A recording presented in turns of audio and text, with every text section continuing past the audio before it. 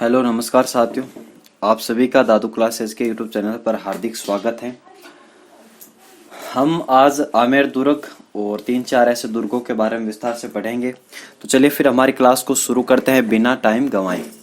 देखिए, हमारा पहला क्वेश्चन है कि आमेर दुर्ग में निम्नलिखित में से कौन सा महल नहीं है। आपको बताना है इन महलों में से 4 महल आपको ऑप्शन में दिए गए, इनमें से कौन सा महल आमेर दुर्ग में स्थित महल नहीं है। तो इस प्रकार आप देख समझ गए होंगे, सुपारी महल जो है इस दुर्ग में नहीं है, क्योंकि सुपारी महल मैंने आपको बताया था कि भाई ये जो है ये हमारा रणथंभौर दुर्ग में स्थित महल है। और इस महल में जो है मंदिर, मस्जिद और गिरजाघर तीनों जो स्थित हैं, तीनों धार्मिक जो स्थल हैं वो स्थित हैं यहाँ पर। तो सुपारी महल इसका सही आंसर होगा। तो सुपारी महल रणथंभौर दुर्ग में स्थित है, जहाँ मंदिर, मस्जिद व गिरजाघर तीनों स्थित हैं। ये आप देख सकते हैं आमेर दुर्ग। हम आमेर दुर्ग के बारे में विस्तार से पढ़ेंगे, कितना भव्य है। यह मुस्लिम और हिंदू जो शैली है उसका मिश्रित रूप है, उसका समन्वयित रूप है। तो इस प्रकार आप देख सकते हैं कि कितना भव्य लग रहा है हमारा ये आमेर दुर्ग। तो यहाँ पर अपना हेडिंग डाल लीजिए आप, आमेर दुर्ग। आमेर दुर्ग के बारे में विस्तार से पढ़ेंगे। अगर आपने नोट्स बना रखे हैं तो आप उसमें नई नई चीजें भी ऐड करते हुए चलना, ठीक है ना। तो चलिए फिर देखिए आमेर दुर्ग। आमेर दुर्ग ये कहाँ पर स्थित है? आमेर यानी जयपुर में स्थित है। आमेर जयपुर में। आमेर का देखिए दोस्तों, प्राचीन नाम की मैं बात करूं तो ये इसका नाम आमेर नहीं था पहले। इसका नाम अंबिकेश्वर जो महादेव का मंदिर था, यहाँ पर अंबिकेश्वर महादेव जो है उनकी यहाँ पर शरण स्थली थी, उनके जो है नाम पर इस जो जगह का नाम आमेर पड़ा था फिर। तो इस प्रकार आप देख सकते हैं इसको आम्बेर वगैरह ये कहा जाता था। ये तो दुर्ग के नाम है, लेकिन जो आमेर जो जगह है ये अंबिकेश्वर जो है महादेव जी उनका जो मंदिर है, उनका जो हम कह सकते हैं उनके नाम के ऊपर यहाँ पर इस जगह का नाम आमेर पड़ा था। ये जो है ये जयपुर नगर से उत्तर की ओर है। 11 किलो में आप ये नहीं याद रखना, केवल याद रखना कि आमेर जो है जयपुर में स्थित है। और यहाँ पर एक दुर्ग बनाया गया है। और इसका जो निर्माण की मैं बात करूं दोस्तों, तो इसका निर्माण करवाते हैं कोकिल देव, करवाते हैं 1207 ईस्वी में। कोकिल देव वही हैं जो कछवा वंश जो दुल्हे राय ने स्थापना की थी यहाँ पर जयपुर मतलब आमेर में। तो कोकिल देव थे जो जिन्होंने जो इस दुर्ग का जो है हम कह सकते हैं नींव जो है उसका निर्माण किया था। वैसे उन्होंने जो है ये दुर्ग का जो है निर्माण नहीं किया था, उन्होंने ये दुर्ग छीना था। यहाँ पर आपको पता है कि वहाँ पर पहले बड़गुजर और मीणा वगैरह इनका यहाँ पर शासन था आमेर के आसपास, दौसा के आसपास के क्षेत्रों में। तो उन्होंने जो है दुल्हे राय वगैरह उनके जो आगे आने वाले वंशजों ने जो है ये उत्तराधिकारियों ने ये जो है दुर्ग वगैरह या जगह वगैरह ये उन्हीं शासकों से छीनी थी जो यहाँ पर पहले शासक विद्यमान थे या फिर शासन करते थे। तो कोकिल देव ने 1207 ईस्वी में ये दुर्ग आमेर के मीणा शासक या भुट्टो से यहाँ पर छीना था। और इसके बाद अगर मैं बात करूं, जैसा कि आज हम देख पा रहे हैं हमारा जो आमेर का दुर्ग, इसका जो आज हम वर्तमान स्वरूप देख रहे हैं, इसका जो वास्तविक जो निर्माण किया था ये आमेर के जो महाराजा जो है मान सिंह ने किया था। तो मान सिंह ने जो है इसका वास्तविक निर्माण किया था। तो महाराजा मान सिंह प्रथम ने जो है दुर्ग का यहाँ पर पुनर्निर्माण करवाया था 1589 से जो है 1594 या फिर इसके आसपास जो हम कह सकते हैं कि उन्होंने जो इस दुर्ग का निर्माण करवाया था। तो राजा मान सिंह ने प्रथम ने इस दुर्ग का क्या करवाया था? वास्तविक निर्माण। तो आप लिख सकते हैं कि यह आमेर दुर्ग में स्थित है और इसका निर्माण कोकिल देव ने 1207 ईस्वी में आमेर के मीणा शासक भुट्टो से छीना था और राजा मान सिंह प्रथम ने इसका जो है वास्तविक निर्माण करवाया या फिर आज जो वर्तमान स्वरूप देखते हैं उसका पुनर्निर्माण करवाया। श्रेणी की मैं बात करूं दोस्तों, यहाँ पर एक पहाड़ी का आपको नाम याद रखना है, जिस पहाड़ी का नाम है काली खो। खो पहाड़ी आपको पता है कि यह जयपुर में स्थित है, जिसकी ऊंचाई 920 मीटर है। वहीं एक प्रकार काली खो पहाड़ी भी है, मतलब एक तरीके से काली खो पहाड़ी ये कहाँ स्थित है? आमेर में स्थित है। और यहाँ पर इसी पहाड़ी पर जो है इस दुर्ग का निर्माण करवाया गया है। आप यहाँ पर पहाड़ी देख सकते हो, ये पहाड़ी ये कितनी ग्रीनरी हो गई, अभी हरा भरा हो गया, लेकिन ये पहाड़ी है और इस पहाड़ी का क्या नाम है? काली खो पहाड़ी। तो ये काली खो पहाड़ी पर स्थित होने के कारण ये गिरी श्रेणी में आता है। कौन से श्रेणी में आता है? गिरी श्रेणी में आता है। तो गिरी श्रेणी में स्थित ये दुर्ग है, कौन सा? हमारा आमेर दुर्ग स्थित है। ये जो दुर्ग है दोस्तों हिंदू मुस्लिम शैली का समन्वित रूप है। जैसा कि मैंने आपको बताया था कि जब मैंने मैगजीन दुर्ग बताया था आपको, तो उस समय बताया कि भाई ये मुस्लिम शैली में निर्मित एकमात्र राजस्थान का दुर्ग है। कौन सा? मैगजीन दुर्ग। और मुस्लिम हिंदू जो शैली है उसका समन्वित रूप में आमेर के दुर्ग में विस्तृत रूप से झलकेगा। तो ये जो मुस्लिम हिंदू शैली का समन्वित रूप है, कौन सा दुर्ग? आमेर का दुर्ग। यहाँ पर आपको प्रवेश द्वार याद रखना है। देखिए दोस्तों इसका प्रवेश द्वार कौन सा है? बहुत ही खास है। क्यों खास है? क्योंकि प्रवेश द्वार को फर्ग्यूसन ने विश्व का सबसे सुंदर दरवाजा माना है। क्या माना है? सबसे सुंदर दरवाजा। तो आप प्रवेश द्वार लिख लीजिए। प्रवेश द्वार इसका कौन सा है? गणेश पोल है। कौन सा है दोस्तों? गणेश पोल। सूरज पोल, चांद पोल, जय पोल अन्य पोल हैं, लेकिन आपको केवल गणेश पोल के याद रखना है। मैंने आपको बताया था एग्जामिनर कहाँ से क्वेश्चन उठा सकते हैं, वहीं तक हमें जाना है। ज्यादा डीप में गए तो ना तो हम एग्जामिनर तक पहुंच पाएंगे, ना जो है हम अपने ज्यादा डीप में घुस पाएंगे, तो हम ना मतलब दोनों तरफ के नहीं रहेंगे। तो हम एग्जाम ओरिएंटेड पढ़ रहे हैं। तो गणेश पोल जो है ये आमेर दुर्ग का प्रवेश द्वार है। और इसका जो निर्माण की मैं बात करूं, नहीं, इसका जो सवाई जयसिंह ने वैसे इसका निर्माण करवाया था, लेकिन आप याद रख सकते हैं, लेकिन नहीं रखे तो भी कोई जरूर नहीं, क्योंकि पोलो का हमें इतना निर्माण कार्य वगैरह नहीं याद रखना है।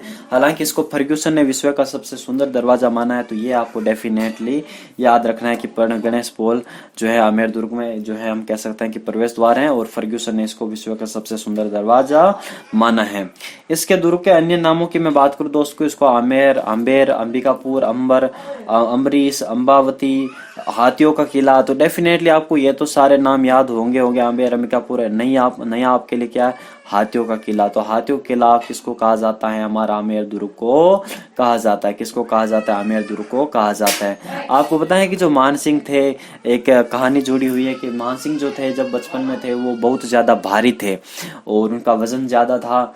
तो जब अकबर ने उनको घोड़े पर बैठाया तो घोड़ा ही नीचे बैठ गया था, तो उनको एक हाथी दिया मान सिंह को बैठाने के लिए। तो आपको पता है कि मान सिंह इतने बड़े थे और मान सिंह हमेशा युद्ध में जाते थे तो भी हाथी पर ही बैठते थे। मान सिंह जो जब हल्दी घाटी का युद्ध लड़ेंगे तो उस समय भी वो हाथी पर ही बैठेंगे, जब युद्ध करेंगे ओहदा में बैठेंगे। तो इस प्रकार आप देख सकते हैं कि उनको हाथियों से बड़ा लगाव था। तो ये इसी दुर्ग को यहाँ पर हाथियों का किला भी कहा जाता है। किस दुर्ग को? आमेर के दुर्ग को कहा जाता है। तो ये कुछ बातें थी, जनरल बातें जो आपको पता होनी चाहिए निर्माण कार्य से संबंधित, उसके अन्य नामों के संबंधित, और इसके जो है हम कह सकते हैं कि प्रवेश द्वार से संबंधित और श्रेणी के संबंधित। आइए अब हम देखते हैं इस दुर्ग के अंदर हमें क्या क्या देखने को मिलता है, क्या क्या देखने को मिलता है। तो सबसे पहले हम देखेंगे महलों को कि भाई यहाँ पर आमेर दुर्ग में कौन कौन से महल स्थित हैं और कौन कौन से हमें याद रखने हैं महलों के बारे में, ठीक है ना। तो देखिए सबसे पहले हमारा दोस्तों महल आता है सबसे ज्यादा इंपॉर्टेंट, जिसको दीवाने खास, और इससे संबंधित क्वेश्चन बन सकता है एग्जाम में और शायद बने भी होंगे। तो दीवाने खास की मैं बात करूं दोस्तों तो इसका निर्माण मिर्जा राजा जयसिंह करवाते हैं। मिर्जा राजा जयसिंह और सवाई जयसिंह दोनों अलग अलग व्यक्ति है ना। हाँ, तो मिर्जा राजा जयसिंह जो है इसका निर्माण करवाते हैं, जिसके दरबारी कवि रहते हैं कवि बिहारी। और कवि बिहारी जो है इस दीवाने खास को क्या कहते हैं? दर्पण धाम कहते हैं या फिर दर्पण महल कहते हैं। क्यों कहते हैं? क्योंकि दोस्तों इसमें इतनी कांचों की जो है हम कह सकते हैं कि इनको जड़ा गया है इतने छोटे छोटे बारीक कांचों से, तो इसके कारण जो है एक दर्पण की तरह दिखाई देता है। तो दर्पण धाम किसने कहा है? तो कवि बिहारी ने जो है इसको दर्पण धाम कहा है दोस्तों। किसने कहा है? तो दर्पण धाम कहा है हमारे कवि बिहारी ने दर्पण धाम कहा है।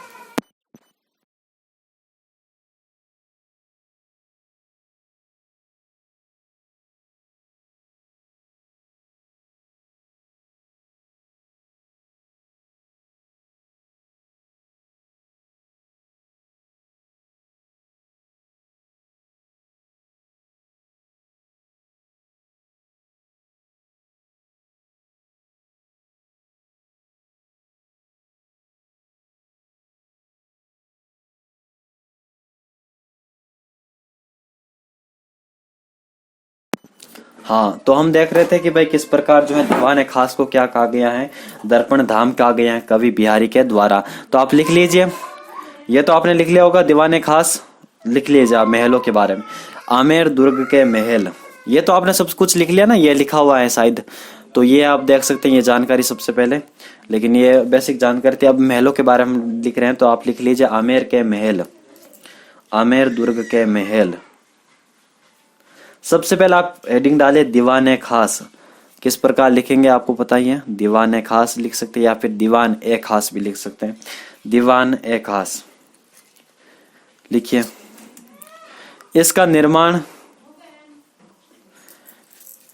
निर्माण मिर्जा राजा जयसिंह के द्वारा किया गया या करवाया गया। मिर्जा राजा जयसिंह के द्वारा करवाया गया। इस महल को कवि बिहारी ने दर्पण धाम कहा है। तो दीवान खास जिसका निर्माण मिर्जा राजा जयसिंह करवाते हैं, और इसको दर्पण धाम किसने कहा? कवि बिहारी ने कहा। दूसरा महल लिखिए दीवान ए आम। दीवान ए आम, दीवान ए आम, इसका निर्माण मिर्जा राजा जयसिंह करवाते हैं। यहां पर रंगारंग कार्यक्रम आयोजित होते थे। यहां पर रंगारंग कार्यक्रम आयोजित होते थे। अगला लिखिए सुख महल। कौन सा? सुख महल। सुख महल, सुख महल। अगला महल लिखिए आप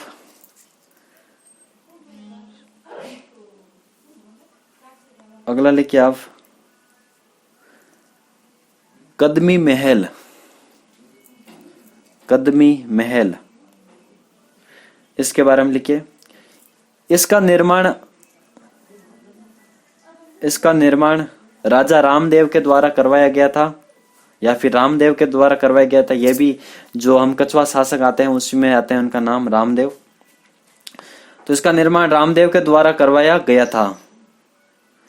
लिखिए आप इसके नीचे, यह सबसे प्राचीन महल है किसका? आमेर दुर्ग का। तो आप लिख सकते हैं कि आमेर दुर्ग का यह सबसे प्राचीन महल है। आमेर दुर्ग का सबसे प्राचीन महल है। यहां पर लिखिए आप नीचे, इस महल में कछवाहा शासकों का राज्याभिषेक होता था। तो ये था महल दीवान खास, दीवान ए आम, सुख महल और कदमी महल। अगला महल लिखिए आप यश महल। यश महल, कौन सा महल? यश महल। इसके बारे में कुछ ज्यादा लिखने की कोई जरूरत नहीं है। यश महल के बारे में आप इतना ही लिखकर छोड़ दीजिए। अन्य महल लिखिए आप सौभाग्य महल, या फिर उसको सुहाग महल भी कहते हैं। सुहाग महल, यहाँ पर क्या करते थे? मतलब रानियां वगैरह निवास करती थी। एक तरीके से सुहागिन जो है उनका निवास गृह था। तो आप लिख सकते हैं सुहाग महल, या सुहाग महल, या फिर सौभाग्य महल। ठीक है, तो ये थे महल दीवान खास, दीवान आम।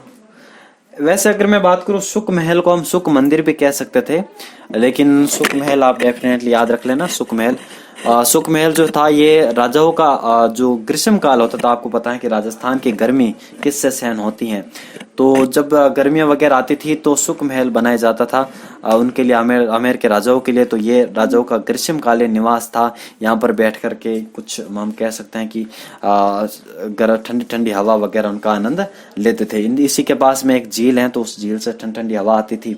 तो ये सुख महल था जहाँ पर राजाओं का निवास, ग्रीष्मकालीन निवास था।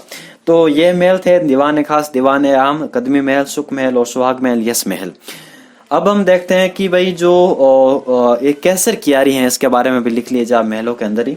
कैसर कियारी का मिर्जा राजा जयसिंह के द्वारा इसका निर्माण करवाया गया था। आप लिखिए मिर्जा राजा जयसिंह के द्वारा इसका निर्माण करवाया गया था।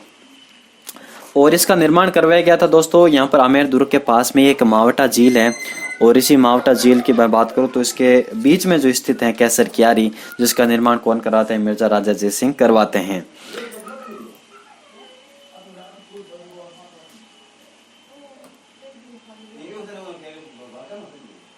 तो मिर्जा जयसिंह जो है कैसर कियारी का क्या करवाते हैं? निर्माण कराते हैं, और ये मावटा झील में है। शायद मैंने इसमें नहीं लिखा, आप लिख लीजिए कैसर कियारी जयसिंह इसका निर्माण करवाते हैं और मावटा झील में स्थित है। अब हम देखते हैं दोस्तों यहाँ पर मंदिरों की बात करें। यहाँ पर बहुत ज़्यादा इंपॉर्टेंट एक मंदिर है जिससे हमेशा डेफिनेटली एग्जाम में क्वेश्चन बनते ही हैं और आगे भी बनते रहेंगे। ये है हमारा दो मंदिर हम पढ़ेंगे यहाँ पर, एक तो शिला देवी का मंदिर और जगत शिरोमणि मंदिर, और दो अन्य हम छोटे छोटे मंदिर पढ़ेंगे जो आपको याद रखना है तो रखिएगा, अदरवाइज कोई इंपॉर्टेंट नहीं है, लेकिन ये दो मंदिर आपको डेफिनेटली याद रखने हैं। एक तो यहाँ पर इनकी जो आराध्य देवी थी शिला देवी, जो है उनकी हम कह सकते हैं कि मान सिंह जो है इनकी मूर्ति लेकर आते हैं बंगाल जब अभियान करते हैं, तो वहां से मूर्ति लेकर आते हैं केदार कायच वगैरह वहां से, तो इस मूर्ति को यहाँ पर स्थापित करते हैं यहाँ पर आमेर दुर्ग में, और इसको जो है आराध्य देवी के रूप में पूजते हैं कौन, मान सिंह जी। तो यहाँ पर लिख सकते हैं आप मंदिर शिला देवी मंदिर, शिला देवी मंदिर, शिला देवी मंदिर। और अन्य दूसरा मंदिर है दोस्तों जगत सिंह, या फिर नहीं, जगत सिंह की याद में बनवाया गया था रानी कनकावती के द्वारा, जो मान सिंह की पत्नी थी। तो मान सिंह की पत्नी के द्वारा जो निर्मित मंदिर था, जगत सिंह उनका पुत्र था मान सिंह का, तो जब वो द्विगंत हो जाते हैं, मृत्यु हो जाती है उनकी, तो उनकी याद में जो बनाया जाता है, तो उस मंदिर का नाम है जगत शिरोमणि मंदिर। कौन सा मंदिर है? जगत शिरोमणि मंदिर। ये इसकी वजह से और भी मतलब हम कह सकते हैं कि इससे जुड़ी एक घटना ये भी है, मान सिंह जो है ये चित्तौड़गढ़ जब अभियान वगैरह वहां पर जाते हैं, तो वहां से जो एक तरीके से मूर्ति उठाकर ले गए आ जाते हैं। कौन सी मूर्ति?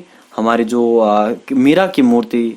मीरा जो है कृष्ण भक्ति किया करती थी, जिस कृष्ण की जो मूर्ति थी, काले रंग की मूर्ति, काले पत्थर की मूर्ति, तो उसी मूर्ति को जो है आमेर के राजा लेकर आ जाते हैं और इसको जो स्थापित कर देते हैं जगत शिरोमणि मंदिर में। तो ये भी आप लिख सकते हैं कि जो आमेर के जगत शिरोमणि मंदिर में प्रतिष्ठापित जो भगवान कृष्ण की काले पत्थर की मूर्ति लगी हुई है, और ये मूर्ति आमेर के महाराजा जो मान सिंह थे उसके द्वारा चित्तौड़ से लाई गई थी, और इस मंदिर का निर्माण महाराजा मान सिंह की पत्नी रानी कनकावती द्वारा अपने दिवंगत पुत्र जगत सिंह की याद में करवाया गया था। तो जगत शिरोमणि मंदिर और यहाँ पर शिला देवी जो मंदिर है वो हमें डेफिनेटली याद रखने हैं। दो अन्य छोटे छोटे मंदिर देखने को मिलते हैं दोस्तों, एक तो सीताराम का मंदिर और दूसरा माधव बिहारी मंदिर। सीताराम का मंदिर और माधव बिहारी का मंदिर याद रखना है तो रख लीजिए। बिहारी मंदिर तो वैसे ही आपको याद रखना होगा, क्योंकि बिहारी आपको पता है कि कवि बिहारी वगैरह ये किससे संबंधित थे, ये मिर्जा राजा जयसिंह के दरबारी कवि थे। तो यहाँ पर माधव बिहारी मंदिर और सीताराम मंदिर भी आप डेफिनेटली याद हो गया होगा।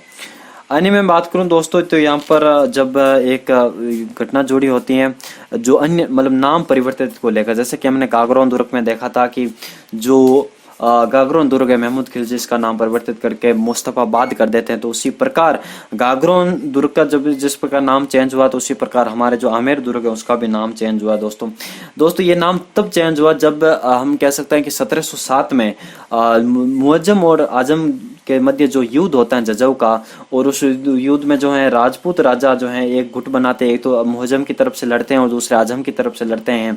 तो आजम की तरफ से लड़ने में कौन थे? ये हमारे मिर्जा जो नहीं सवाई जयसिंह जो थे, ये कहाँ किसकी तरफ से लड़े थे? ये आजम की तरफ से लड़े थे। तो इसकी वजह से मुअज्जम जो इनसे नाराज हो गया था, और मुअज्जम फिर बाद में जब वो शासक बनता है बहादुर शाह प्रथम के नाम से, तो ये फिर अपनी मेल मिलाप की नीति, एक तरीके से दोस्त वाली नीति अपनाता है किससे? मुगल मतलब जो राजपूत राजा है उनसे। तो यहाँ पर 1707 में एक संधि होती है, और उस संधि के माध्यम से जो हम बात करूं तो फिर ये एक तरीके से एक समझौता होता है, और देबारी समझौता।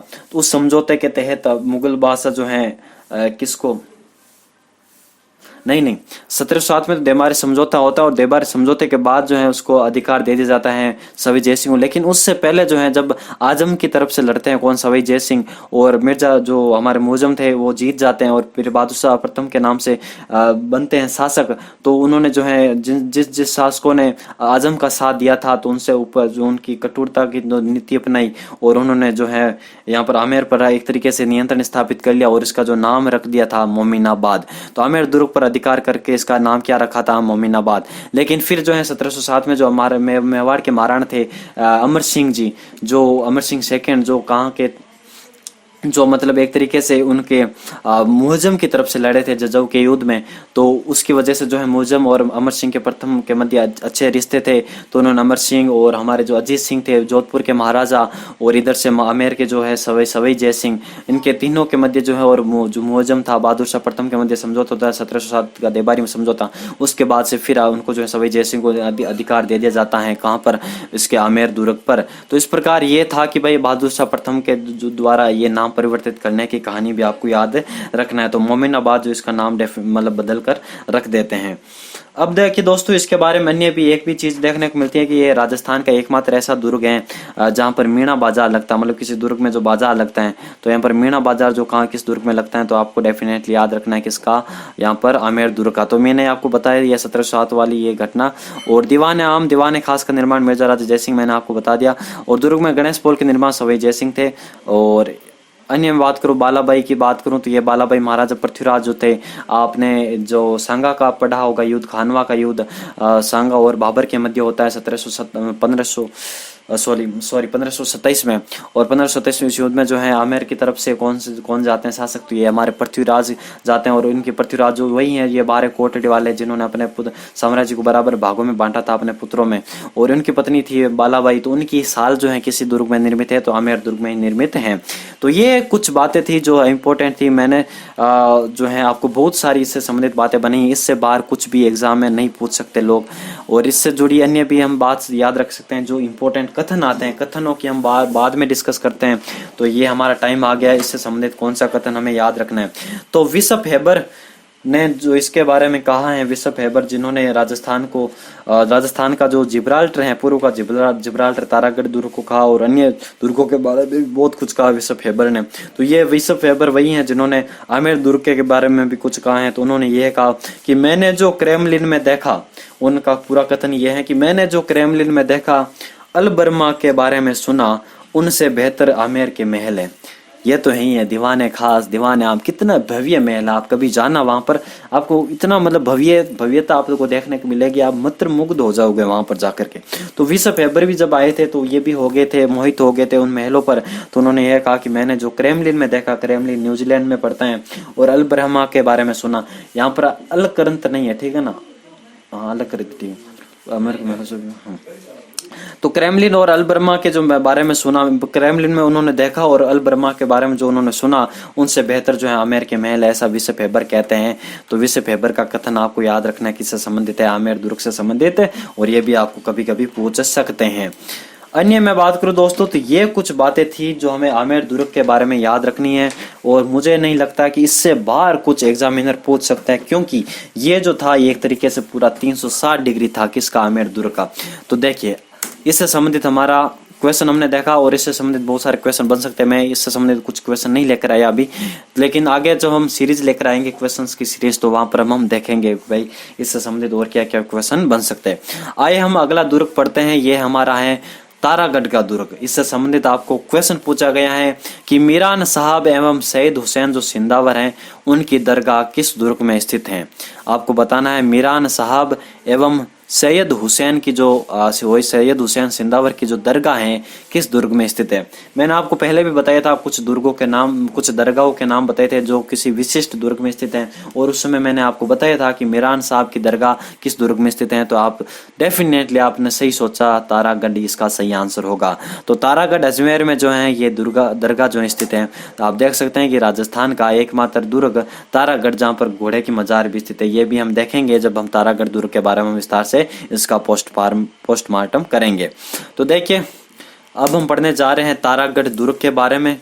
तो कॉपी पेन निकाल लीजिए, और उसके बारे में कुछ जानकारी जो आपको नहीं पता हो तो आप अपने नोट्स में सम्मिलित जरूर कर लेना। चलिए फिर।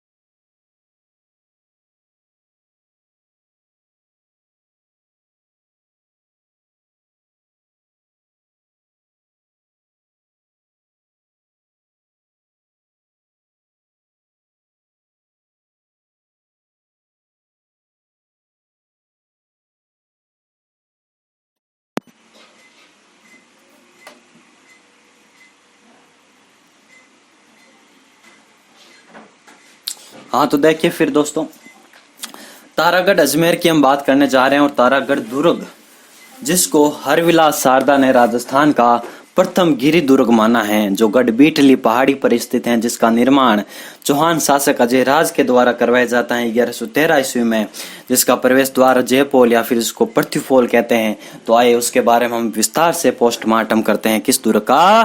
तारागढ़ दुर्ग का। तो चलिए फिर, तारागढ़ कहाँ पर स्थित है? ये अजमेर में स्थित है। इसका निर्माण किसके द्वारा करवाया जाता? चौहान शासक अजयराज के द्वारा 1113 ईस्वी में। और अजयराज ही हैं जिन्होंने अजमेर दुर्ग, जो अजमेर शहर है, वो भी बसाते हैं। तो चौहान शासक अजयराज के द्वारा इस दुर्ग का निर्माण करवाया जाता है 1113 ईस्वी में। इसके समय की मैं बात करूँ, 11वीं सदी है, 11वीं सदी नहीं है, इसका 12वीं सदी से आंसर होगा। 1113 ईस्वी में उन्होंने निर्माण करवाया था। तो ये डेफिनेटली गलत है, यहाँ पर 12वीं सदी होगा। कौन क्या होगा? 12वीं सदी होगा। प्रवेश द्वार की मैं बात करूं दोस्तों, यहाँ पर इसका जो प्रवेश द्वार देखने को मिलता है, ये हमें जयपोल या फिर इसी को हम कहते हैं पृथ्वीपोल। जयपोल या फिर पृथ्वीपोल। पृथ्वीपोल डेफिनेटली याद रखना है। पृथ्वीराज से संबंधित आप याद रख सकते हैं कि पृथ्वीराज चौहान जो है इस दुर्ग के महानतम एक शासक, तो पृथ्वीराज चौहान से आप याद रख सकते हैं पृथ्वीपोल और जयपोल किस दुर्ग का प्रवेश द्वार है दोस्तों। तो ये हमारा तारागढ़ जो अजमेर में स्थित दुर्ग है, तो ये जयपोल पृथ्वीपोल उसका क्या है? प्रवेश द्वार। इसके उपनामों की मैं बात करूं दोस्तों, तो इसको राजपूताने की कुंजी कहा जाता है। कुंजी इसलिए कहा जाता है क्योंकि देखिए दोस्तों, कोई भी जो दुर्ग होता है जो सेंटर में स्थित होता है किसी भी स्थान के, शहर के, अगर आपने उस पर नियंत्रण कर लिया तो आप समझ लीजिए पूरे जो है देश पर आपने, पूरे उस राज्य में नियंत्रण कर लिया। जिस प्रकार आप अजमेर, जो अंग्रेज आएंगे वो भी अजमेर में आएंगे पहलपोत, और जब जिस प्रकार अकबर जो है वो भी अपना जो दुर्ग का निर्माण कहाँ करवाएगा? मैगजीन दुर्ग अजमेर में निर्माण करवाएगा। तो अजमेर राजस्थान के सेंटर में है और ये राजस्थान का हृदय है। अगर आपने राजस्थान के हृदय की नब्ज पकड़ ली तो फिर आप समझ लिए पूरे राजपूताने पर आपका अधिकार हो गया। तो इस प्रकार राजपूताने की कुंजी कहा जाता है किसको? तारागढ़ अजमेर को कहा जाता है। इसको अरावली का अरमान कहा जाता है। अरावली का अरमान है ये तारागढ़ अजमेर। ये राजस्थान का हृदय है। ये गढ़बीटली दुर्ग है। गढ़बीटली इसलिए क्योंकि ये गढ़बीटली पहाड़ी पर स्थित है। कौन सी पहाड़ी पर स्थित है? गढ़बीटली पहाड़ी पर स्थित है। और इसको तारागढ़ कहा जाता है। तारागढ़ क्यों कहा जाता है? क्योंकि जो पृथ्वीराज सिसोदिया आएंगे, उड़ना राजकुमार जो रायमल के युवराज थे, जो मेवाड़ महाराणा रायमल के पुत्र राणा सांगा के भाई पृथ्वीराज जो है अपनी पत्नी, जो वीरांगना पत्नी तारा के नाम पर इसका नाम क्या रखेंगे? ताराबाई। जो ताराबाई के नाम पर इसका तारागढ़ रखेंगे। क्या रखेंगे? तारागढ़। जो इतने महान देख सकते हैं आप व्यक्तित्व है जिन्होंने अपनी पत्नियों के नाम पर जो है, अपने भाइयों के नाम पर, अपने बहनों के नाम पर उन्होंने क्या रखा है? दुर्गों के नाम रखे हैं। तो इस प्रकार पत्नी के नाम पर अपना जो नाम रखा है इस दुर्ग का, तारागढ़ नाम रखा हो। तो आज हम इसको क्या जानते हैं? तारागढ़ के नाम से जानते हैं। तो तारागढ़ राजपूताने की कुंजी, अरावली का अरमान, राजस्थान का हृदय गढ़बीटली, और राजपूताने की कुंजी राजस्थान का जिब्राल्टर जो विश्व भैबर कहेंगे, उसके बारे में भी हम लिखेंगे। जब मैंने आपको रणथंभौर दुर्ग पढ़ाया था दोस्तों, तो मैंने आपको एक बात बताई थी कि भाई जो अकबर हैं उन्होंने रणथंभौर दुर्ग को जगन्नाथ कछवा की ये जागीर में था, और उसके बाद जो है विठलदास घोड़ की जागीर में आ जाता है जहांगीर के समय में। तो विठलदास घोड़ को इसका जो है जागीर दे दिया जाता है रणथंभौर का। तो यही विठलदास घोड़ हैं जो तारागढ़ जो दुर्ग है इसका क्या करवाएंगे? पुनर्निर्माण करवाएंगे। तो शाहजहां के बाद में सेनापति बनते हैं, जहांगीर के बाद में 1627 ईस्वी में आपको पता है जहांगीर के बाद से शाहजहां शासक बनते हैं, मुगल गद्दी पर बैठते हैं। तो ये उनके सेनापति थे कौन? विठलदास घोड़। और उन्होंने जो है इस दुर्ग का क्या करवाया था? पुनर्निर्माण करवाया था। तो आप लिख सकते हैं कि शाहजहां के सेनापति, मैंने इसमें नहीं डाला हुआ है शायद, शाहजहां के सेनापति विठलदास घोड़ ने इस दुर्ग का दूसरी बार जीर्णोद्धार करवाया था।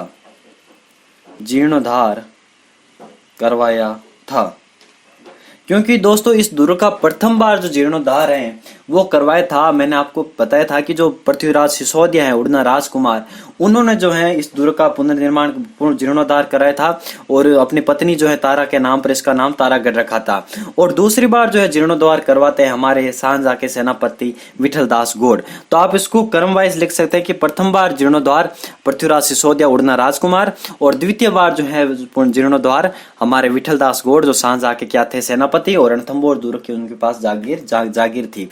तो ये बातें थी कुछ इंपॉर्टेंट बातें, जो बेसिक बातें जो हमें राजपूताना की जो कुंजी है तारागढ़ के बारे में हमें डेफिनेटली पता होनी चाहिए। मैंने क्या क्या बताया आपको, आप रिवाइज कर लीजिए कि ये दुर्ग गिरी दुर्ग है, क्यों, क्योंकि ये गढ़बीटली जो पहाड़ी है उस पर स्थित है और चौहान शासक अजयराज के द्वारा इसका निर्माण 1113 ईस्वी में करवाया जाता है। इसके स्थान की मैं बात करूं तो अजमेर में है, और उपनाम की मैं बात करूं तो राजपूताना की कुंजी, अरावली का अरमान, राजस्थान का जिब्राल्टर, गढ़बीटली दुर्ग, तारागढ़ इसको कहा जाता है। और इसका प्रथम बार जीर्णोद्धार करवाया था पृथ्वीराज सिसोदिया उड़ना राजकुमार और के द्वारा, जो अपनी पत्नी तारा के नाम पर इसका नाम तारागढ़ रखा। और उस द्वितीय बार इसका जीर्णोद्धार कराया था विठल दास गोड़, जो सांझा के क्या थे, सेनापति थे। अगला देखिए दोस्तों, हरविलास शारदा आते हैं और उन्होंने इसको भारत का प्रथम गिरी दुर्ग माना, ना केवल राजस्थान का बल्कि इसको भारत का प्रथम जो है दुर्ग माना है, गिरी दुर्ग माना है। किसने? हरविलास शारदा ने। तो आप इस पर गिरी दुर्ग लिख सकते हैं, आप यहाँ पर भारत का प्रथम गिरी दुर्ग किसने माना है? हरविलास शारदा ने भारत का प्रथम गिरी दुर्ग माना है। अब हम देखते हैं दोस्तों यहाँ पर जो क्या क्या बातें स्थित हैं, यहाँ पर क्या क्या हमें स्थापत्य देखने को मिलता है, क्या क्या हमें चीजें याद रखनी है इस दुर्ग के बारे में, तो आपको विस्तार से आपको पढ़ना है यहाँ पर, ठीक है। देखिए इस दुर्ग में दोस्तों यहाँ पर सबसे पहले हम देखते हैं कि किन संत की जो है यहाँ पर मुस्लिम संत की दरगाह स्थित है। तो यहाँ पर मीरान साहब की दरगाह स्थित है। किस दुर्ग में? राजपूताना की कुंजी तारागढ़ दुर्ग में किसकी दरगाह है? मीरान साहब की यहाँ पर दरगाह है। तो मीरान साहब की प्रसिद्ध दरगाह कौन सी है या फिर कहाँ स्थित है? तो इसी दुर्ग में स्थित है, यानी तारागढ़ अजमेर दुर्ग में स्थित है। और ये जो दरगाह है ये तारागढ़ के प्रथम गवर्नर जो है बीरेन अमीर हुसैन जो सिंह सवार है उनकी है, और ये संत बने गए थे बाद में, और उनकी जो है यहाँ पर दरगाह स्थित है। कौन सी? मीरान साहब की दरगाह। मलिक शाह की दरगाह, मिठे साहब की दरगाह हमने देखी थी गागरोन दुर्ग में, और कुछ हमने और भी दरगाह के नामों को देखा था जो अन्य अन्य दुर्गों में स्थित थी, ठीक है। तो ये आप देख सकते हैं कि जो अन्य की मैं बात करूं दोस्तों, तो यहाँ पर इसी दुर्ग में जलाशय की मैं बात करूं, इस जलाशय के 3 स्रोत हमें डेफिनेटली याद रखने हैं। ये कौन कौन से? एक तो है यहाँ पर बड़ा साहब का झादरा। कौन कौन सा? बड़ा साहब का झादरा। और दूसरा है यहाँ पर इब्राहिम का झादरा, और तीसरा है यहाँ पर गोल झादरा या फिर गोल झादरा जिसको हम कहते हैं। तो 3 यहाँ पर जलाशय के स्रोत हमें देखने को मिलते हैं। कहां पर? इसी दुर्ग में। कौन से दुर्ग में? तारागढ़ अजमेर में हमें 3 जो है बड़े क्या देखने को मिलते हैं? झादरे देखने को मिलते हैं। बड़ा साहब का झादरा, इब्राहिम का झादरा और गोल झादरा। तो ये जो है जलाशय कहां पर स्थित है? ये तारागढ़ अजमेर में स्थित है। यहाँ पर मीरान साहब की दरगाह, और ये जो है राजस्थान की एकमात्र ऐसी दुर्ग है या एकमात्र दुर्ग है जहां पर घोड़े की मजार स्थित है। किसकी मजार स्थित है? घोड़े की मजार। कुत्ते की छतरी तो आपको पता है कि कहाँ स्थित है, लेकिन घोड़ा की जो मजार है वो कहाँ स्थित है? ये तारागढ़ अजमेर में स्थित है।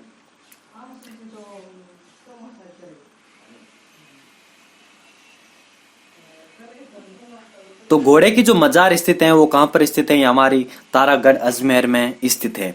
इस दुर्ग की मैं बात करूं दोस्तों, यहाँ पर हमें 17 जो है बुर्ज देखने को मिलती है, और मैंने कुछ आपको बुर्ज बताई थी जैसे कि राम और ध्वज बुर्ज वगैरह किससे संबंधित थी। आपको डेफिनेट आप एग्जाम मतलब कमेंट बॉक्स में लिखिए कि जो राम और ध्वज बुर्ज है ये किस दुर्ग में स्थित है। आप लिखिए राम और ध्वज बुर्ज, ठीक है ना। ये मैं बता देता हूँ गागरोन दुर्ग से संबंधित, ठीक है। तो इसकी मैं बात करूं, इस दुर्ग की या तारागढ़ दुर्ग की बात करूं तो तारागढ़ दुर्ग में 17 बुर्ज है, और 3 बुर्जों के हमें याद रखने नाम जो एग्जाम में हमेशा आते रहते हैं। ये 3 नाम कौन कौन से? एक तो गुंगट बुर्ज है, और दूसरे यहाँ पर पीपली बुर्ज है, और यहाँ पर दूसरी मैं बात करूं श्रृंगार बुर्ज। तो गुंगट बुर्ज, श्रृंगार बुर्ज और इमली बुर्ज या फिर पीपली बुर्ज, ये आपको 3-4 नाम याद रखने हैं। और अन्य नामों की मैं बात करूं तो यहाँ पर नकारचे की बुर्ज, अंता बुर्ज, घुमती बुर्ज, और भी बुर्जों की बात करूं तो फूटी बुर्ज, गुगड़ी बुर्ज, ये भी आप याद रख सकते हैं, या फिर दोराई बुर्ज, फतेह बुर्ज। तो कुछ आपको 3-4 बुर्जों के नाम याद रख सकते हैं, क्योंकि एग्जामिनर इतने सारे बुर्जों का नाम नहीं देगा। तो इतने सारे बुर्जों का नाम नहीं देगा तो कुछ हमें इंपॉर्टेंट बुर्जों के नाम याद रखना है। घूंघट बुर्ज, इमली बुर्ज और पीपली बुर्ज, 3 आप बुर्ज याद रख सकते हैं जो किस दुर्ग से संबंधित है? हमारी जो राजपूताना जो कुंजी है, राजस्थान की जो कुंजी है, राजस्थान का जिब्राल्टर तारागढ़ अजमेर में, तो ये 17 बुर्ज हैं।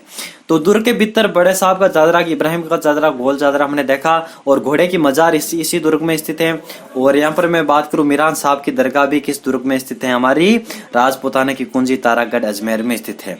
इसी जो है दुर्ग में दोस्तों यहाँ पर रानी उमादे, आपको पता है कि मालदेव की पत्नी जो लूणकरण की पुत्री थी, जैसलमेर के शासक, ये आती हैं और यहाँ पर जो है अपने पूरे आजीवन यहाँ पर रूठ के रहती हैं। और फिर जब मालदेव की मृत्यु होती है तो उसके पीछे जो उनकी पगड़ी के जो है यहाँ पर सती हो जाती हैं। तो यही वो रानी उमादे हैं जो इसी दुर्ग में रहती हैं। और इस दुर्ग में यहाँ पर महल स्थित है और उसी महल का नाम है रूठी रानी उमादे का महल। और आज तो ये जर्जर अवस्था में है, लेकिन यहाँ पर रानी उमादे का क्या था, महल था। क्या था दोस्तों, महल था। यहाँ पर राजस्थान का प्रथम जो है तरणताल भी देखने को मिलता है। कौन से दुर्ग में, राजपूताना की कुंजी तारागढ़ दुर्ग में हमें राजस्थान का प्रथम तरणताल भी देखने को मिलता है। दोस्तों यहाँ पर पृथ्वीराज तृतीय से संबंधित कुछ जानकारी मैं आपको बता देता हूँ। पृथ्वीराज तृतीय चौहान की एक अमल में हम कह सकते हैं कि आराध्य देवी थी। आराध्य देवी पृथ्वीराज तृतीय चौहान, हम बात करेंगे वैसे आराध्य देवी या फिर चौहानों की, लेकिन पृथ्वीराज तृतीय की जो है अपनी एक आराध्य देवी, अलग आराध्य देवी थी। जिस प्रकार हम वसुंधरा राज्य की देखते हैं त्रिपुरा सुंदरी माता आराध्य देवी, या फिर जिनको जो पूछते हैं विशेषकर, तो उसी प्रकार पृथ्वीराज तृतीय जो है उनकी आराध्य देवी थी जिसका नाम था चामुंडा माता। और चामुंडा माता को जो उन्होंने मंदिर बना रखा था इसी दुर्ग में। कौन से दुर्ग में, तारागढ़ दुर्ग में। और ये जो है पृथ्वीराज तृतीय चौहान जब इस मंदिर में जाते थे तो उन्होंने कुछ एक विशिष्ट जो गुफा बना रखी थी और उस गुफा को हम शीश खाना गुफा कहते हैं। और ये शीश खाना गुफा से होकर के पृथ्वीराज तृतीय जो है उस मंदिर में जाते थे। कौन से मंदिर में, चामुंडा माता मंदिर में जाते थे। तो शीश खाना गुफा ये कहां पर स्थित है, ये तारागढ़ पहाड़ी के ठीक नीचे अवस्थित एक प्राचीन गुफा है। कौन सी, शीश खाना, जो पर जो है पृथ्वीराज तृतीय चामुंडा माता मंदिर, यहाँ चामुंडा माता के दर्शन करने के लिए जाते थे। तो ये बात थी। कुछ हम बात कर सकते हैं कि शीश खाना गुफा की, यहाँ पर स्थित महलों की, यहाँ पर स्थित जलाशयों की, यहाँ पर स्थित दरगाहों की। यहाँ पर मैं बात करूं इस दुर्ग को यहाँ पर दारा सिखों का जन्म स्थल भी माना जाता है। और इस जिस प्रकार जो मैगजीन जो दुर्ग था वहां पर शाहजहां जो शुजा था, शाहजहां का पुत्र बादशाह शुजा था, जो शुजा जो हम कह सकते हैं कि दारा सिको, शुजा, दारा सिको और थे हमारे औरंगजेब वगैरह जो शाहजहां के जो पुत्र थे, तो उनमें जो है जो दारा सिखों का जो जन्म होता है वो राजपूताना की जो कुंजी तारागढ़ में होता है। और शुजा का जो जन्म होता है वो होता है हमारे किस दुर्ग में, मैगजीन दुर्ग में। तो इस प्रकार आप देख सकते हैं कि जो है तारा सिखों का जन्म स्थल किस दुर्ग में माना जाता है, तो हमारे राजपूताना की कुंजी तारागढ़ को माना जाता है।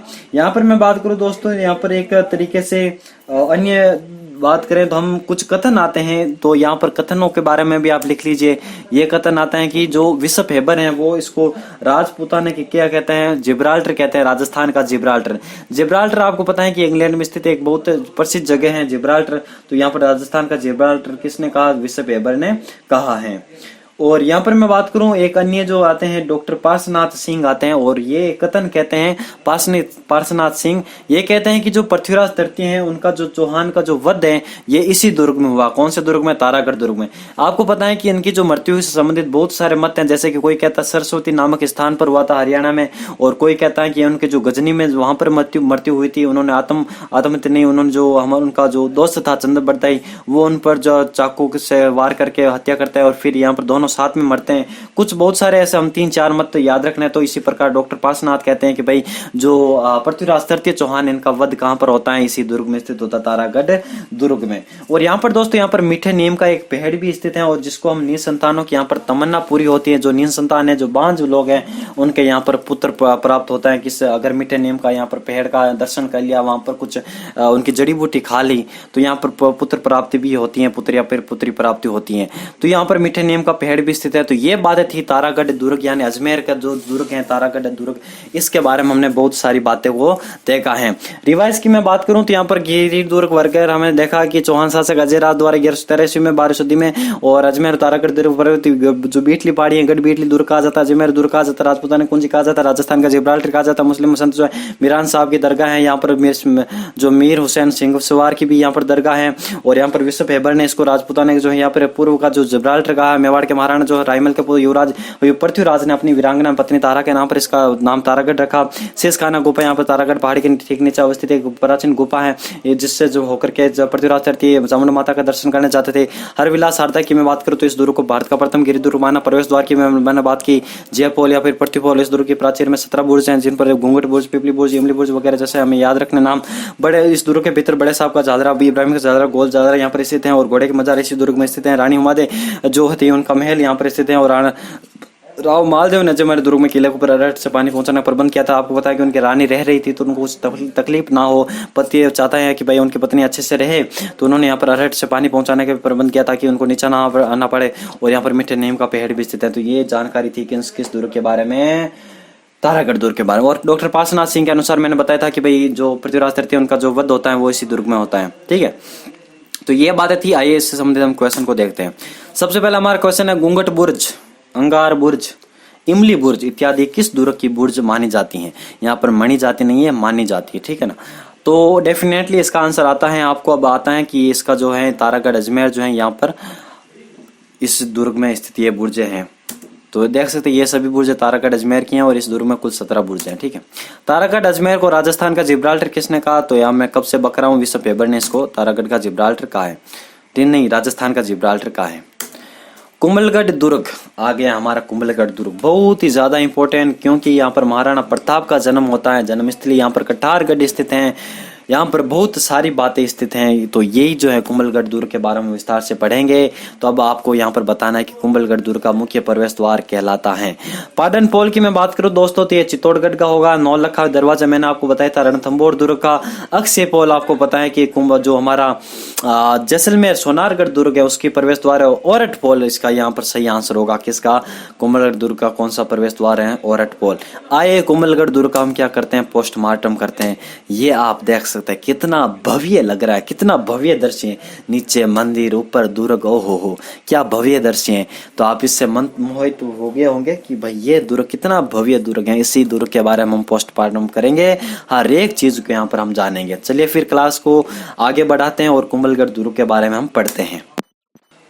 तो देखिए फिर अब हम पढ़ने जा रहे हैं कुंभलगढ़ दुर्ग के बारे में। तो जो चीजें आपको नहीं पता है तो अपने नोट्स में शामिल कर लेना। देखिए इसका मैं अगर बात करूं निर्माण कार्य का दोस्तों तो हम पढ़ते हैं कि भाई राणा कुंभा ने इसका निर्माण कराया था, लेकिन नहीं, संप्रति मौर्य ने जो है इसका निर्माण कराया था। और इसके ध्वंसावशेषों पर ही ध्वंसावशेष जो है उसी पर जो है शिल्पी मंडन की देखरेख में राणा कुंभा जो इसका पुनर्निर्माण करवाते हैं या फिर इसको आधुनिक जो रूप है वो देते हैं। वास्तविक जो रूप है या फिर हम कह सकते हैं वर्तमान स्वरूप प्रदान करने वाले कौन थे या फिर आधुनिक निर्माता कौन थे? राणा कुंभा थे। राणा कुंभा जो है संप्रति मौर्य जो है इसके पहले आपको पता है कि ये चित्तौड़गढ़ का जो क्षेत्र था ये मौर्य शासकों का दिन था।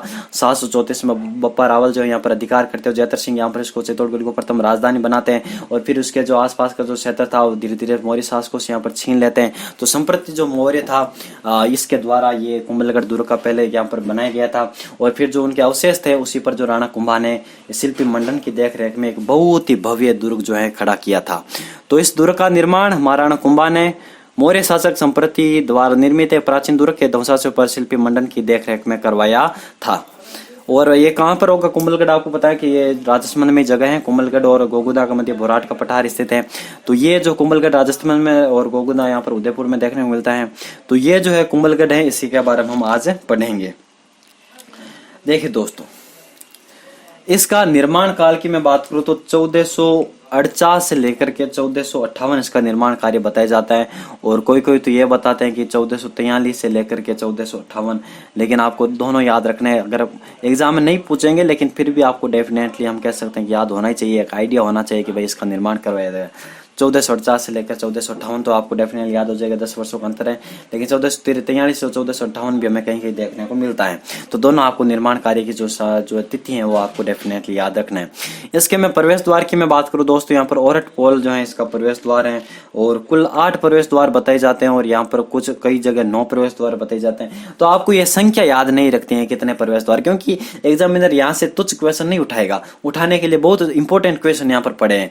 यहाँ पर केवल क्वेश्चन बन सकता है पोलों से, तो यहाँ पर केवल प्रवेश द्वार का ही बन सकते हैं या फिर ऐसी कोई पोल जहाँ पर कुछ शासकों की या फिर कुछ जो है महान व्यक्तित्व की छतरियां हो। जैसे कि चित्तौड़गढ़ की मैं बात करूंगा, चित्तौड़गढ़ दुर्ग में हम रावत बाग सिंह से छतरी कहाँ पर है? भैरव जो है पोल, वहां पर किसकी छतरी स्थित है?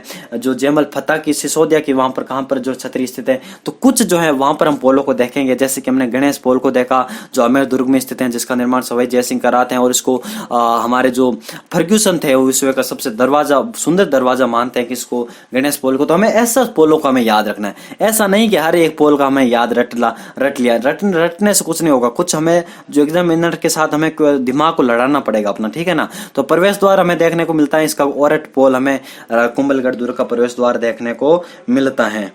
तो अगली मैं बात करूं दोस्तों, यहाँ पर ये जगह है, कौन सी जगह पर स्थित है। वैसे आपको पता है कि कुंभलगढ़ दुर्ग कुंभलगढ़ राजमहल में है, लेकिन फिर भी ये जगह है, ये सादड़ी नामक स्थान पर ये पड़ता है ये दुर्ग। तो ये आपको याद रखना है, लेकिन नहीं पूछेगा इतना जगह वगैरह।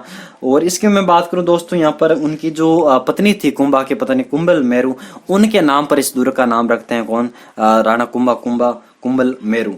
कुंभल मेरू के नाम पर ये नाम रखते हैं इसका, कुंभलगढ़ रखते हैं, क्योंकि इनका नाम ही देख लीजिए कुंभा, उनकी पत्नी का नाम कुंभल मेरू, उन्होंने गढ़ का नाम रखा कुंभलगढ़। तो आपको कुछ याद करने में कोई तकलीफ नहीं होगी। तो कुंभा द्वारा अपनी पत्नी जो कुंभल मेरू है तो इसका निर्माण करवाया था, और इसी के नाम पर जो है अपने दुर्ग का नाम भी रखा था। इसके मैं उपनाम की मैं बात करूं दोस्तों, तो इसको कहा जाता है मेवाड़ मारवाड़ सीमा का प्रहरी। आपको प्रहरी मैंने आपको शायद नहीं बताया, लेकिन देख लीजिए आप प्रहरी क्या होते हैं। प्रहरी मतलब एक तरीके से ऐसा स्थान, या फिर हम कह सकते हैं कि ऐसा कुछ विशिष्ट स्थापत्य जहां पर अगर आप कोई विदेशी आक्रमण होता है या फिर कुछ आक्रमण होता है तो पहले आपको उस स्थान से होकर गुजरना पड़ता है, या फिर हम कह सकते हैं कि उस स्थान को पहले स्थान आता है। जैसे कि हम बात करें उत्तर सीमा का प्रहरी, तो हम बटनेर के दुर्ग को मानते हैं। पश्चिमी सीमा का प्रहरी जैसे कि हम मानते हैं हमारे जो सोनारगढ़ दुर्ग को मानते हैं। उसी प्रकार हम जो पूर्वी जो है सीमा का प्रहरी हम उसको मानते हैं लोहागढ़ दुर्ग को। तो इसी प्रकार मेवाड़ मारवाड़ जो सीमा का प्रहरी हैं वो हम मानते हैं किसको, कुंभलगढ़ दुर्ग को मानते हैं।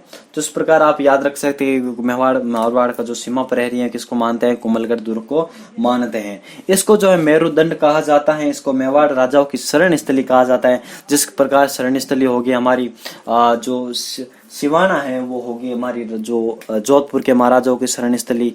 उसी प्रकार हम कह सकते हैं कि जो राजा थे उदयपुर के राजा या फिर जो गुइल वंश थे उनकी जो शरण स्थली थी मेवाड़ राजाओं की जो शरण स्थली थी कुंभलगढ़ थी। जब भी जो है अटैक होगा चित्तौड़गढ़ पर या फिर हम कह सकते हैं उदयपुर, तो ये राजा जो भागकर शरण कहाँ पर लेंगे, इसी दुर्ग में लेंगे। तो कुंभलगढ़ दुर्ग को जो कहा जाता है मेवाड़ राजाओं की शरण स्थली। यहाँ पर इसको मेवाड़ की तीसरी आंख कहा जाता है। आंख इसलिए कहा जाता है क्योंकि दोस्तों ये जो है काफी ऊंचाई पर स्थित है, और यहाँ से हम कह सकते हैं कि बहुत कुछ दूरी तक हम चीजों को देख सकते हैं। एक तरीके से हम अपने राज्य की वहां पर रक्षा कर सकते हैं, इस दुर्ग की रक्षा कर सकते हैं। तो इसको मेवाड़ की तीसरी आंख कहा जाता है। और इसको जो है एस्ट्रुकन दुर्ग कहा है। एस्ट्रुकन दुर्ग की तुलना की उन्होंने, किसने की, कर्नल टोड ने जो इसको एस्ट्रुकन जो दुर्ग है उससे यहाँ पर तुलना की थी उन्होंने, कर्नल जेम्स टोड ने। तो ये आपको बातें याद रखनी है। एस्ट्रुकन दुर्ग मेवाड़ की तीसरी आंख, मेवाड़ की संकटकालीन राजधानी या फिर मेवाड़ राजाओं की शरण स्थली। और एस्ट्रुकन, मत्स्येंद्र, कुंभल मेरू, कमलगीर, कमलमीर, ये किसके उपनाम है, ये हमारे कुंभलगढ़ दुर्ग के उपनाम हैं। किसके उपनाम है, ये कुंभलगढ़ दुर्ग के उपनाम हैं। तो ये आपको बेसिक जानकारी थी निर्माण कार्य से संबंधित और इसके प्रवेश द्वार से संबंधित और इसके उपनाम से संबंधित। आइए हम इस दुर्ग के भीतर चलते हैं और हमें क्या क्या देखने को मिलता है। तो आइए हम देखते हैं कि हमें क्या क्या देखने को मिलता है। यहाँ पर सबसे ज्यादा स्थापत्य देखने को मिलता है। मैंने आपको बादल महल बताए थे, 4 बादल महल जो हमें याद रखने हैं। तो एक बादल महल का समय आ गया है। एक बादल महल हमारा कुंभलगढ़ दुर्ग में है। कौन से दुर्ग में है, हमारा कुंभलगढ़ दुर्ग में। तो ये हमारा मान लीजिए दुर्ग स्थित है और यहाँ पर एक बादल महल स्थित है।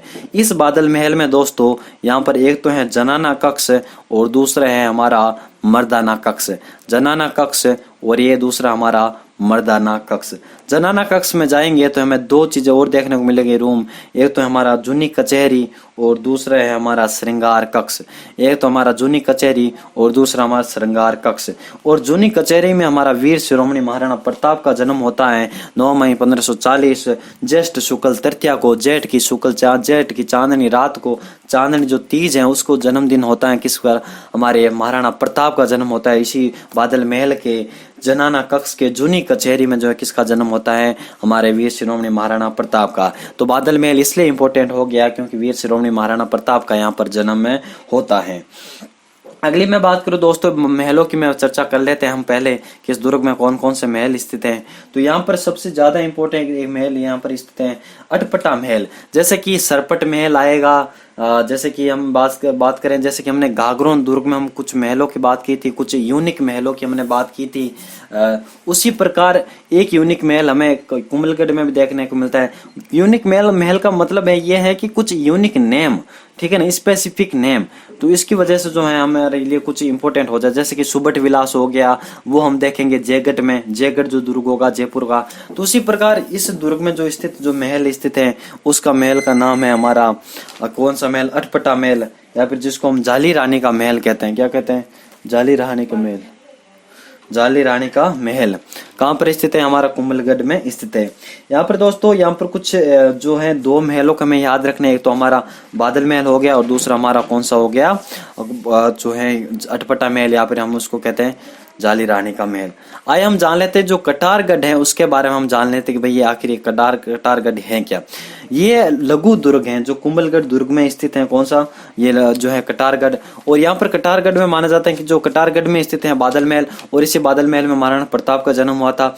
और राणा कुंभा के जो पुत्र थे उदा ने जो है जो कटारगढ़ में ही कुंभा की हत्या की थी। और वैसे मैं आपको बता दूं, ये जो हत्या की थी ये मामादेव कुंड के समीप की थी।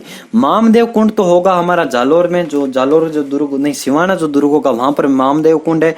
और मामादेव जो कुंड है ये होगा हमारा किसमें? कुंभलगढ़ दुर्ग में। और इसके पास ही जो है राणा कुंभा की जो हत्या करेंगे कौन? उदा करेंगे, उनके पुत्र। और उनको जो पितृहंता कहा जाएगा, किसको? हमारे राणा उदा को जो है यहाँ पर पितृहंता कहेंगे, क्योंकि कुंभा की उसने हत्या की थी। तो उसी प्रकार आपको याद रखना है कटारगढ़ का, जैसे कि हमने देखा था कि यूनिक नेम से मेरा उस समय मतलब ये था कि जो सरपट महल है, अटपटा महल है, सुबट महल है, ये कुछ यूनिक महल है जो हमें याद रखने होते हैं, ठीक है ना।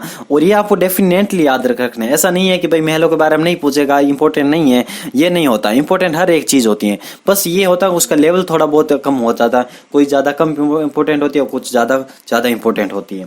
तो उस प्रकार अगर बात करें हम कटारगढ़ में, तो कटारगढ़ का जो बादल महल है वो ज्यादा इंपॉर्टेंट है, तो हमें डेफिनेटली याद रखना है। यह कुंभलगढ़ दुर्ग में स्थित लघु दुर्ग है। कटारगढ़ महाराणा प्रताप जन्म हुआ था। राणा कुंभा के पुत्र जो है उदा ने कटारगढ़ में कुंभा की हत्या की थी, मामादेव जो कुंड है उसके समीप। और कटारगढ़ में ही जाली रानी का जो महल बना हुआ है, जिसको हम अटपटा महल भी कहते हैं। और बादल महल किसको कहेंगे? ये बादल महल जाली रानी का महल को नहीं कहते हैं, ये बादल महल उसको कहेंगे जो हमने पहले बताया था। बादल महल में जनाना कक्ष, मर्दाना कक्ष, जनाना कक्ष के जो जूनी कचहरी जो है वहां पर किसका जन्म होता? हमारे राणा प्रताप का जन्म होता है। इसकी मैं बात करूं, इसी दुर्ग में जो है महाराणा उदय सिंह का जन्म जो है राज्याभिषेक होता है। महाराणा उदय सिंह जो बात करूं तो ये हमारे जो महाराणा प्रताप जी के पिताश्री, तो इनका जो है राज्याभिषेक इस दुर्ग में हुआ था। ये कुंभलगढ़ दुर्ग में ही हुआ था। और यहाँ पर मैं बात करूँ दोस्तों, यहाँ पर कुछ हमें जानकारी मिलती है। जो कुंभा स्वामी मंदिर है वो हमें याद रखना है। यहाँ पर दो मंदिर हमें डेफिनेटली याद रखना है, तो हमारा नीलकंठ मंदिर, और दूसरा हमें याद रखना है हमारा जो कुंभ श्याम मंदिर है वो। नीलकंठ महादेवी का मंदिर इसलिए इंपॉर्टेंट है दोस्तों, क्योंकि इसको जो है कर्नल जेम्स टोड ने यूनानी शैली में जो मंदिर कहा है कि ये जो मंदिर है यूनानी शैली का बना हुआ है। शायद मैंने इसमें नहीं लिखा है, आप लिख लीजिए नीलकंठ मंदिर।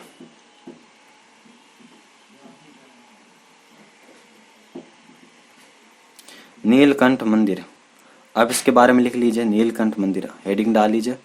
ये तो आपने लिखा ही होगा शायद, ये सारी जानकारी जैसे कि मैंने आपको पहले बताई थी। नीलकंठ मंदिर, इसके बारे में लिखिए।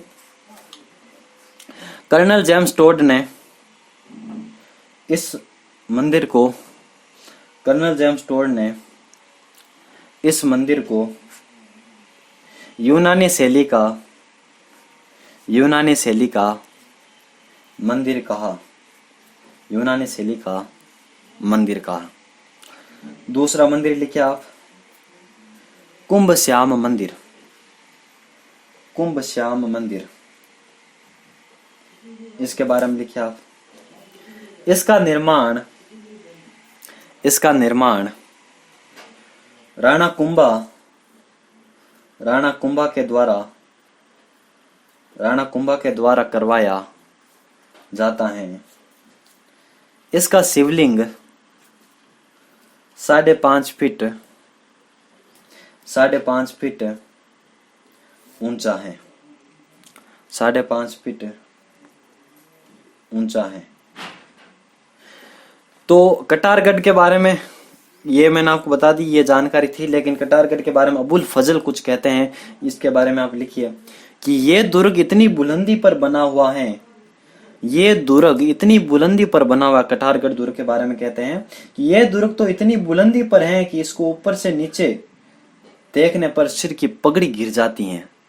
इसको ऊपर से नीचे या फिर नीचे से ऊपर देखने पर सिर की क्या गिर जाती है, पगड़ी गिर जाती है। कहीं कहीं हमें ऊपर से नीचे और कहीं कहीं हमें नीचे से ऊपर देखने को मिलता है। नीचे से ऊपर अगर देखेंगे तो इतनी ऊंचाई पर है, इतनी बुलंदी पर है कि अगर हम ऐसे झुककर देखेंगे तो हमारे सिर की पगड़ी गिर जाती है।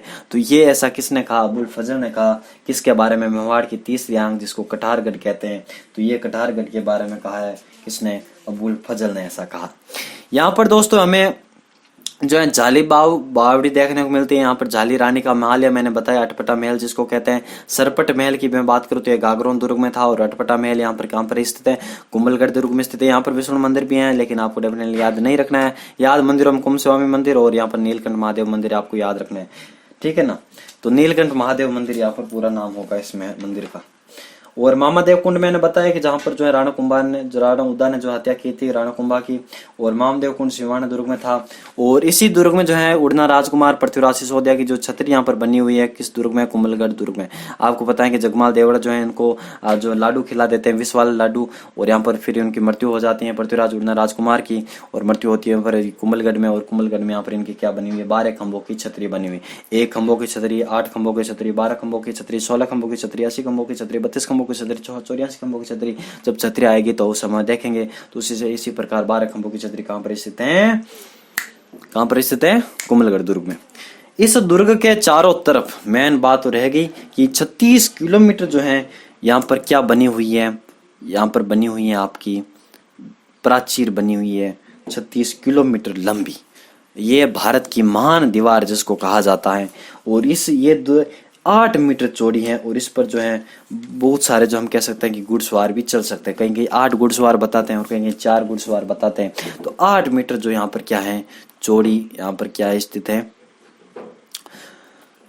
हमारी 8 किलोमीटर चौड़ाई है इसकी इस प्राचीर की, और 36 किलोमीटर इसकी क्या है लंबाई है। तो आपको याद रखना। और 8 मीटर इसकी चौड़ाई होगी तो डेफिनेटली 8 घुड़सवार यहाँ पर चल सकते हैं। 1 मीटर ही ज्यादा जगह घेरेंगे एक घुड़सवार, तो 8 घुड़सवार चल सकते हैं। और 8 मीटर यहाँ पर चौड़ाई है, और 36 किलोमीटर ये क्या है? ये लंबी है। कौन सी? हमारी जो दीवार है किसकी? कुंभलगढ़ दुर्ग की। कुंभलगढ़ दुर्ग की मैं बात करूं, यहाँ पर कुछ पहाड़ी आती हैं जैसे कि हेमकुट पहाड़ी, नील हिम्मत पहाड़ी और माधन पहाड़ी। याद नहीं रखना है, मैंने ऐसे ही डाल दिया इसको कि भाई पहाड़ियां हैं इस पर जो है यहाँ पर हुआ था यह पहाड़ी। और महाराणा प्रताप ने जो है हल्दीघाटी युद्ध की तैयारी की थी किस दुर्ग में? कुंभलगढ़ दुर्ग में की थी। और मैगजीन दुर्ग की मैं बात करूं तो मैगजीन दुर्ग में जो है अंतिम योजना बनी थी किसकी? मान सिंह की, यानी अकबर की सेना की। और मांडलगढ़ दुर्ग में उन्होंने अंतिम पड़ाव डाला था। और फिर यहाँ पर कुंभलगढ़ दुर्ग की बात करूं तो यहाँ पर महाराणा प्रताप ने यहाँ पर हल्दीघाटी युद्ध की तैयारी की थी।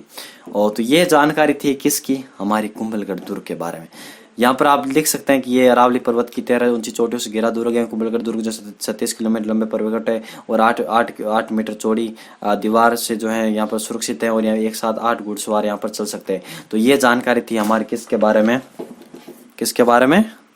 कुंभलगढ़ दुर्ग के बारे में। तो मिलते हैं आपसे नेक्स्ट वीडियो में। धन्यवाद।